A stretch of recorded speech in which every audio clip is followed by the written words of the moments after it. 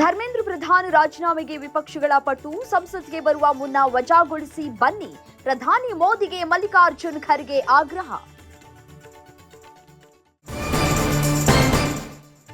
Neat ಅಕ್ರಮ ಪ್ರಶ್ನೆ ಪತ್ರಿಕೆ ಸೋರಿಕೆ ದಂಗಲ್, ಇಂದು ಮೋದಿ ನೇತೃತ್ವದಲ್ಲಿ ತುರ್ತು ಸಂಪುಟ ಸಭೆ, ಇಂದೇ ಮಹತ್ವದ ಕ್ರಮ ಕೈಗೊಳ್ಳುವ ಬಗ್ಗೆ ಕ್ಯಾಬಿನೆಟ್ನಲ್ಲಿ ಚರ್ಚೆ.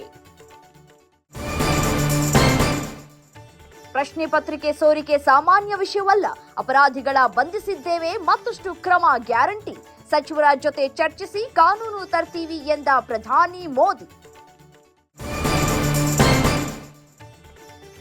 ದೆಹಲಿಯಲ್ಲಿ ಇವತ್ತು ಮುಂದುವರೆದ ಸಿಜೆಪಿ ಪ್ರತಿಭಟನೆ, ಎರಡನೇ ಸುತ್ತಿನ ಮಾತುಕತೆಗೆ ಮುಂದಾದ ಕೇಂದ್ರ ಸರ್ಕಾರ, ಇತ್ತ ಉಪವಾಸ ಕೈಬಿಟ್ಟ ಸೋನಂ.